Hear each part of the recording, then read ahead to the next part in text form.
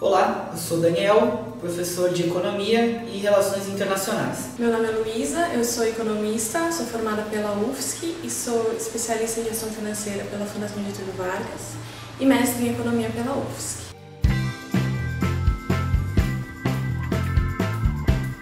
Bom, o primeiro ponto a se discutir sobre a reforma da Previdência é que o argumento central que o governo utiliza para trazer o debate sobre a reforma da Previdência é a existência de um déficit na Previdência. Então, juntando entre todas as receitas utilizadas pelo governo para pagar aposentadorias e pensões e, por outro lado, todas as despesas do pagamento desses benefícios, se teria uma conta que não fecha, ou fecha no vermelho. Então, estariam faltando recursos para a Previdência Social. O déficit na Previdência ele é calculado descontando das receitas da Previdência todas as despesas que são da Previdência.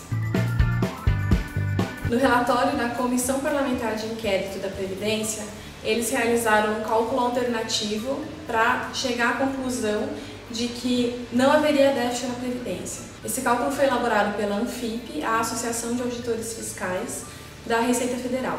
Como que é feito esse cálculo da ANFIP? Eles somam na arrecadação os recursos das desonerações que foram feitas pelo governo. Então, ao longo dos últimos anos, o governo fez uma série de desonerações, que na minha opinião nem deveriam ter sido feitas, mas elas já foram feitas. E eles pegam essas desonerações, ou seja, uma série de receitas que o governo deixou de receber e soma de volta como se essa desoneração não tivesse acontecido. Então, eles somam esse valor a mais, com o objetivo de mostrar que, se não tivesse sido feita a desoneração, a receita da Previdência seria maior. Além disso, eles não consideram o déficit do regime dos servidores públicos. Então, eles tiram essa parte da conta e fazem todo o cálculo utilizando só os dados do regime geral da Previdência Social. E outra coisa que eles mudam no cálculo, na hora que eles estão divulgando, é desconsiderar a DRU, a desvinculação de receitas da União, com o objetivo de aumentar também, de alguma maneira, o total de receitas da Previdência Social. Mesmo com as mudanças que eles fazem no cálculo do déficit da Previdência ou do resultado da Previdência, no cálculo feito por eles, está no próprio relatório da CPI da Previdência, fica claro, no ano de 2016, no cálculo deles, o déficit da Previdência em 2016 é de 57 bilhões de reais. Se eles fossem atualizar esse cálculo, incluindo o ano de 2017, o déficit ficaria ainda maior. Então, ainda não tem todos os dados que são necessários para fazer o cálculo, mas o déficit, com toda certeza, vai ficar ainda maior do que 57 bilhões de reais.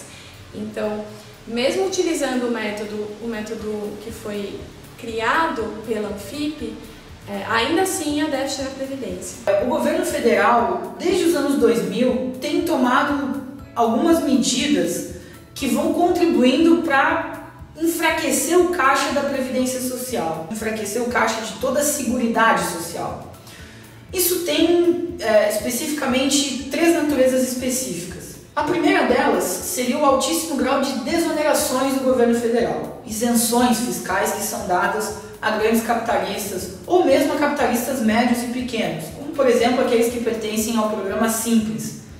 A simplificação dos tributos federais ela vem acompanhada de uma redução desses tributos também, mas essa redução também impacta no caixa da Previdência Social. São desonerações, são isenções fiscais concedidas que atendem sobretudo interesses de grandes conglomerados, de grandes empresas. Esse atendimento às grandes empresas, nos cálculos que foram feitos pela CPI da Previdência, conduzida durante o ano de 2017, eles nos dão conta de que, mais ou menos entre 2007 e 2016, o governo federal renunciou à arrecadação de mais de 900 bilhões de reais, no acumulado desses quase 10 anos. Isso dá quase 1 trilhão de reais e a gente poderia colocar o seguinte: o déficit alegado pelo governo para a Previdência, ou seja, a diferença entre as receitas e as despesas da Previdência, que segundo os cálculos maquiados do governo fecham no vermelho, eles estariam em 159 bilhões de reais. Em 10 anos, o governo fez aproximadamente uma isenção fiscal de 900 bilhões, quase 1 trilhão de reais. Ou seja, são pelo menos quase 7 vezes o total daquilo que o governo deixou de arrecadar comparado ao chamado rombo da Previdência Social. Além disso, a gente tem um grande saldo de sonegação fiscal no Brasil. Uma sonegação fiscal que também nos cálculos da CPI da Previdência Social desde 2007, ela tem aumentado em torno de 7% durante a década passada, para um patamar de aproximadamente 10% nesse ano. 10% de toda a receita previdenciária sendo, nas estimativas da CPI, sonegadas por parte do empresariado brasileiro. Bom, se 10% do caixa da Previdência está sendo sonegado, significa que existe um crime sendo cometido aqui.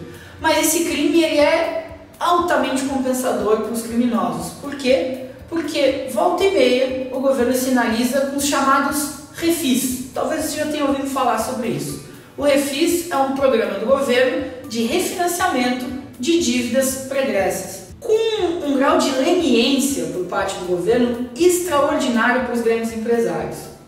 Por quê? Porque muitas vezes é um empresário que deve uma quantia de 100 unidades, por exemplo, e negocia com o governo o pagamento de 50% disso, já incluindo juros e multas. E isso entra para o caixa do governo como uma receita recuperada, mas é algo que fica muito aquém do potencial de arrecadação que poderia ter. Então o empresariado vai segurando esse recurso, não paga o seu tributo, não acumula para o caixa da Previdência, e quando o governo está desesperado precisando de dinheiro, ele vai no empresário e diz: não, vamos fazer por metade do que tinha sido acordado. Temos também um terceiro elemento aqui, que é a chamada desvinculação das receitas da União, que é um termo mais ou menos complexo para dizer uma coisa muito simples, que significa que, dentro das receitas que o governo tem, uma parte delas ele pode gastar com o que quiser, o chamado gasto discricionário do governo. E uma parte dela já é uma receita vinculada. Essa receita, que tem um fim específico, ela, dentro desse processo de desvinculação das receitas da União, o governo atribui a si mesmo o direito de considerar algumas receitas que eram vinculadas, que tinham um fim específico, como desvinculadas. Ele joga para o outro lado, aquele lado que ele pode fazer, entre aspas, o que ele quiser. Quando o governo desvincula a receita, um dos principais pontos afetados por essa desvinculação é o caixa da Previdência Social. Os dados da CPI da Previdência apontam que, em média, são aproximadamente 80 bilhões de reais todos os anos saqueados via desvinculação das receitas da União. Isso dá, como a gente estava conversando, metade do chamado déficit da Previdência por parte do governo.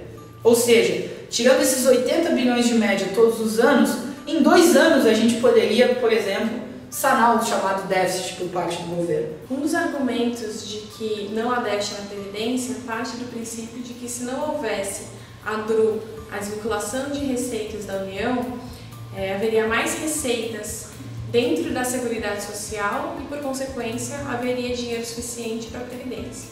Então, a Seguridade Social é composta pela Previdência Social, pela Assistência Social, que são os programas assistencialistas, e também pela saúde. Esse argumento de que a DRU é ruim para a Previdência, ele não é válido, porque o que a DRU fez? Ela tirou uma parte do dinheiro de dentro dessa área, mas ela também devolve se é necessário. Então, como é inerente a tendência de aumento dos gastos com Previdência, se não houvesse DRU, ia começar a faltar dinheiro para a saúde e para a assistência social, porque os recursos da DRU eles vão crescendo num ritmo mais limitado do que o crescimento de despesas com Previdência. Tem uma questão importante, que é o aumento do gasto com Previdência, ele acontece porque a população está envelhecendo. E quando a população envelhece, também é natural que seja necessário aumentar o gasto com saúde. São 2 gastos que têm tendência de crescimento, com uma receita que não tem a tendência de crescimento num ritmo tão forte assim. Então, não haveria uma solução viável para manter esses 2 gastos crescendo se não tivesse havido a DRU. O que é muito importante a gente averiguar aqui é que a Constituição de 88 ela estabeleceu que existe um orçamento de uma cesta, chamada Cesta da Seguridade Social no Brasil. Essa cesta é composta por 3 gastos do governo, ela tem que dar conta de 3 tipos de políticas governamentais. Uma delas é a previdência social, que é esse pagamento das aposentadorias. A outra é a assistência social, os programas do governo, os programas em geral. E também a saúde, assistência de saúde dentro do governo federal, a partir do governo federal. Então nós temos previdência, assistência social e saúde dentro desse grande arcabouço, essa cesta que é a Seguridade Social. O que o governo faz para alegar que existe um déficit da Previdência? Ele contabiliza todas as despesas dessa cesta em conjunto, ou seja, tudo aquilo que envolve as despesas com o pagamento de aposentadorias e pensões, mas do ponto de vista das receitas, o governo, no discurso oficial, só considera as receitas chamadas de receitas previdenciárias e só considera essas receitas previdenciárias a partir das contribuições dos trabalhadores e dos empregadores. Então junta a contribuição dos empregadores e dos trabalhadores.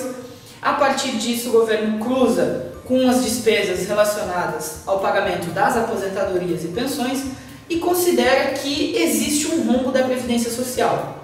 Mas isso é uma jogada, uma maquiagem dos dados que o governo faz para dizer que está faltando dinheiro para pagar as aposentadorias, o que não é verdade.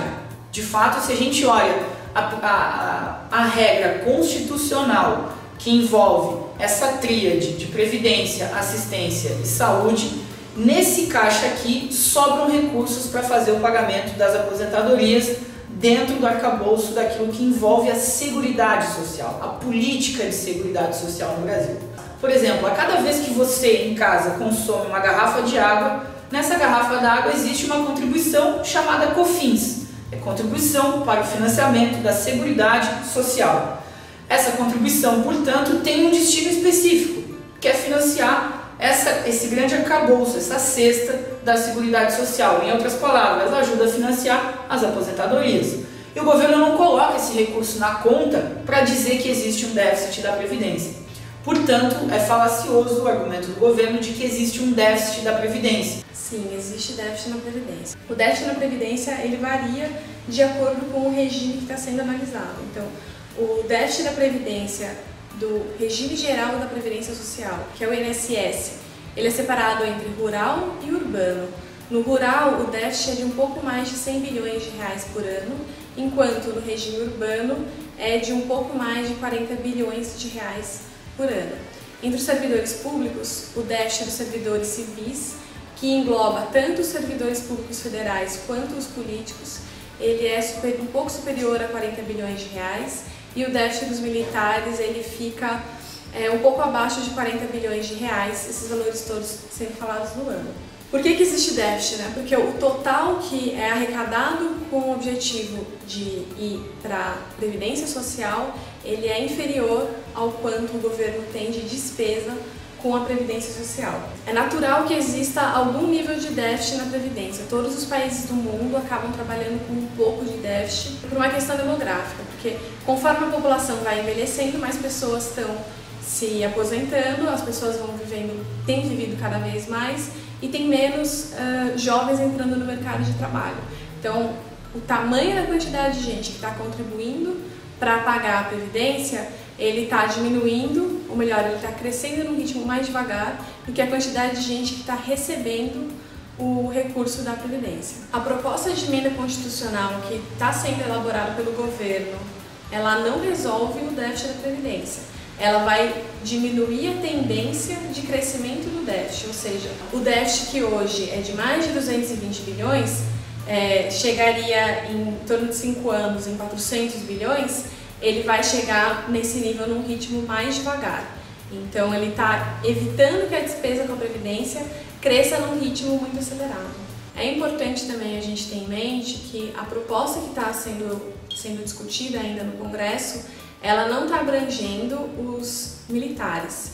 Isso significa que o déficit dos militares vai permanecer numa tendência de crescimento. Esse é um ponto que, sem dúvida nenhuma, deveria ser alterado ou que deveria ser revisto em algum momento. Então, se não for feito nessa reforma, a mudança no regime dos militares, é muito provável que isso precise ser feito em seguida, né, no ano que vem, o próximo presidente que for eleito. Então, se o gasto com previdência está crescendo e o total de gastos do governo não pode crescer, significa que todo o resto dos gastos do governo vai ter que diminuir. Os argumentos que o governo utiliza para fazer essa proposta de reforma da Previdência, eles envolvem, sobretudo, a possibilidade de que o Brasil saia da crise com a reforma da Previdência.